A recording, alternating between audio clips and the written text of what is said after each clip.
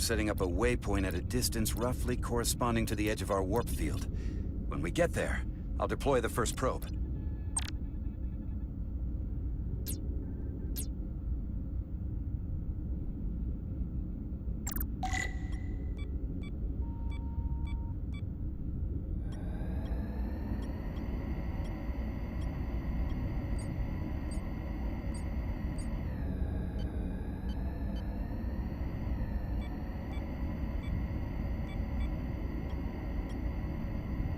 Commander Westbrook, the Resolute systems are calibrated to receive the probe's readings.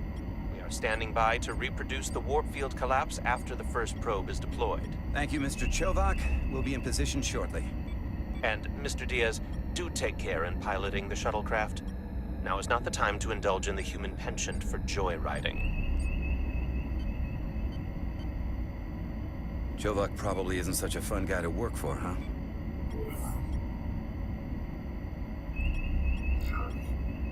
Nah, Lieutenant Commander Chovak's not so bad. You know, once you get used to him. And, I've learned a lot working under him. I have a feeling I'm going to have to work harder to be a political animal like you, with this new first officer coming aboard.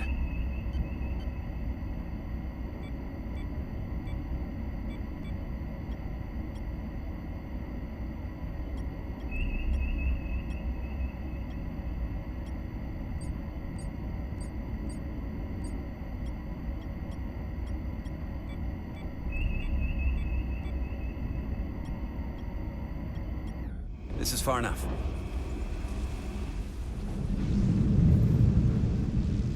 Transporting the first probe into position.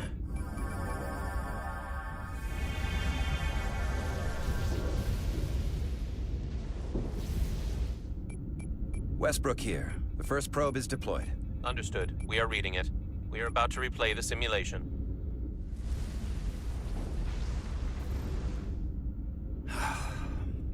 Problem? I'm just not getting any traction with her. Commander Rydek. She rejected my plan to use a deflector pulse against the storm surge. She didn't listen to me when you were out on the hull and I was trying to make it safer for you. I'm not saying there's anything wrong with the new XO. I'm sure she's a fine officer, even if we don't see eye to eye. But she didn't go through what the rest of us did. You know that.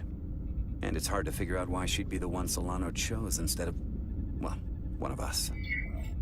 I've heard some good things. You should at least give her a chance.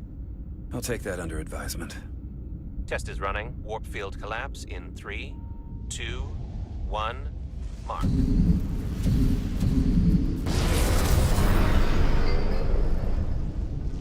Whoa. All right, that is definitely a problem with the fabric of space. We need to get another probe out there.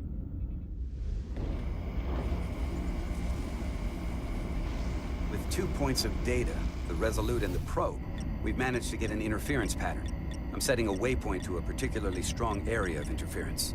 We'll deploy the second probe there.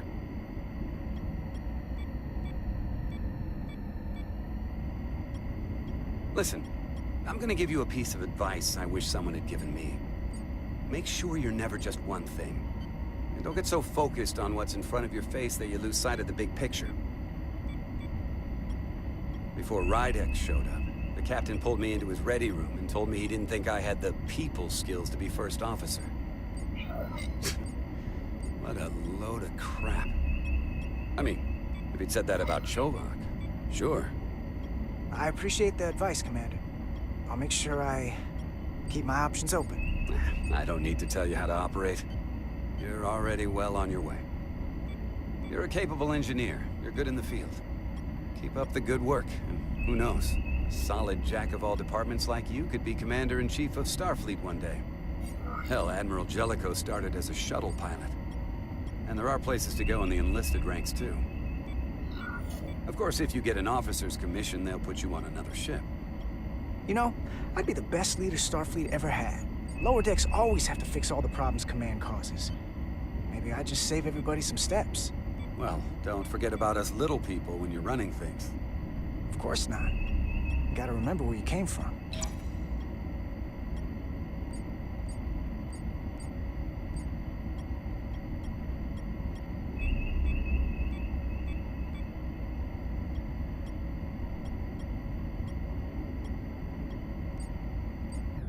Here.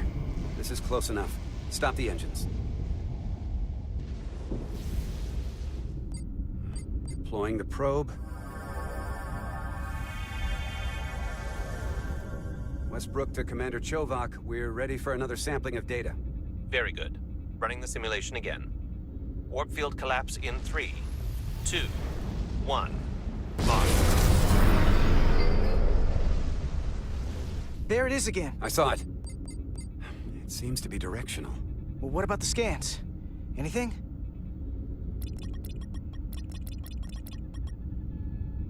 Here's the readings in relation to our local space. We've got the Resolute, Otari Prime, and the probes. All this interference is overloading the sensor buffers. We're gonna have to triangulate the sensors manually.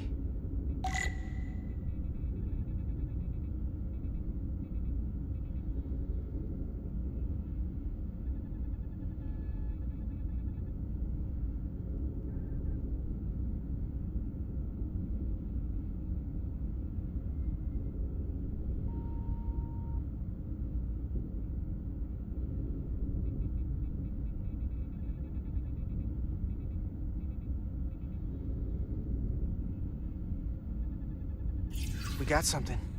These markers indicate peaks in the gravimetric interference patterns. Let's see if I can find some more.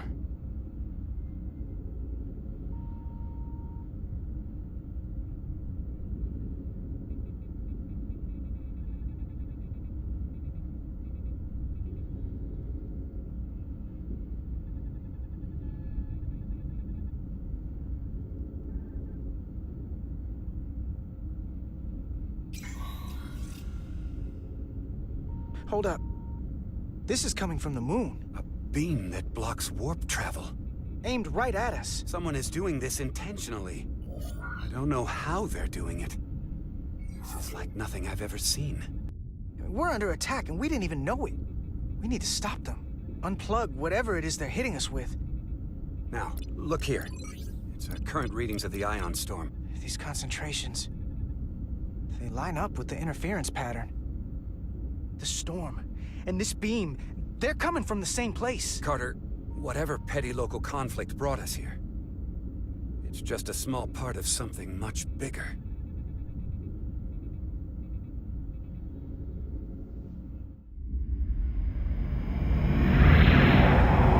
Presently, we don't have an explanation for how they're doing this. But one thing is clear. This is no fluke. Thank you, Mr. Westbrook. I want a full briefing when I'm back on board. Solano out. A targeted weapon that inhibits warp travel. Coming from the moon Tau. That would explain the difficulties my shuttle encountered. More importantly, the tenor of the Hotari during the negotiations. And here I thought the Elydians would be the problem. Coming to peace talks in a warship. This wasn't supposed to be so complicated. We're right to be worried. If they're targeting the Resolute and we can't go to warp, that effectively leaves us at their mercy. Which puts us in a rather difficult position. Especially if they have more tricks up their sleeve. Tylus, the Hotari representative, said she thought they found something in the mines. Galvin and Sidron brought it back to the palace, but they're keeping it under tight security. She's going to investigate it. I gave her my tricorder. I expect she'll contact us soon. You found an ally. Why would Tylus help us? Go behind her people's back? It's a fair question, considering. She doesn't like the way Galvin and Sidron have been manipulating the situation. And the Queen. Working with us to go around them isn't the same as betraying her people. That may be true.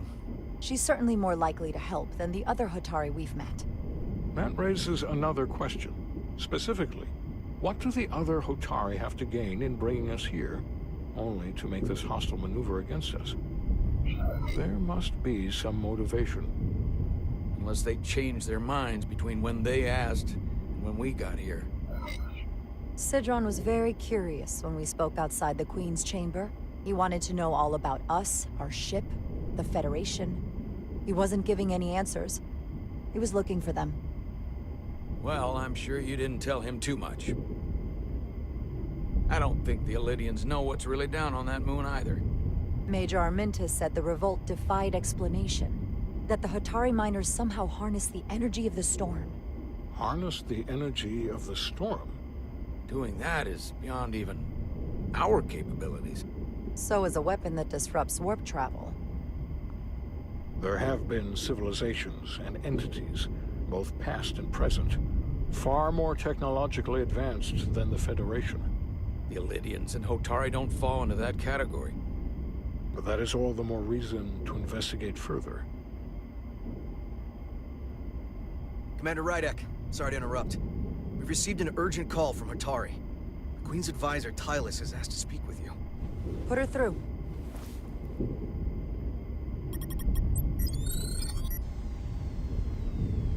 Galvin and Sidron are still with the Queen.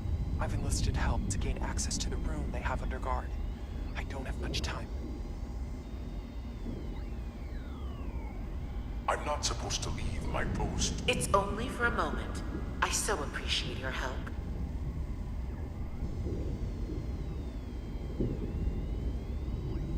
I found something. I'm sending you a scan.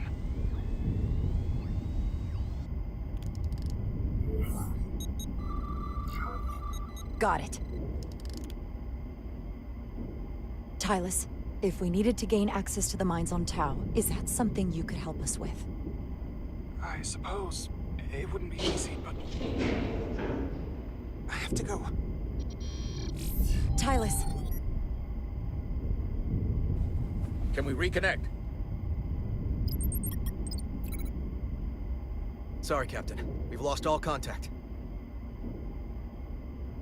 We can only hope she escaped without harm. It was hard to tell. We have to help her. Send another shuttle. We're or not maybe... doing anything yet.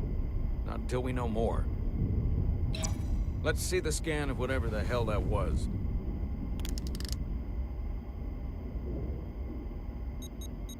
Tylus suspects this came from the mines on Tau. It appears to be of ancient origin, but the markings are unfamiliar. We can run a full analysis when we get back to the Resolute. But if this came from the mines, then it might be the key to how they got the upper hand against the Elydians. Then we have to go into the mines. The Federation would not allow that. We were, after all, sent here to be a neutral party in a peace negotiation. However, we could demonstrate that the Hotari have acted in bad faith, which would enable us to investigate the mines on Tau with full justification. But of course, we would need conclusive proof before taking action. Otherwise, it could put us in a difficult position. If this warp disruption attack isn't enough justification, I don't know what is. We have every right to defend ourselves. In due time. I don't want to escalate this without a better idea of what we're getting into. We may have a better understanding once we analyze the device. But a mission to the mines, covert or otherwise, is not out of the question. And I will handle the Federation.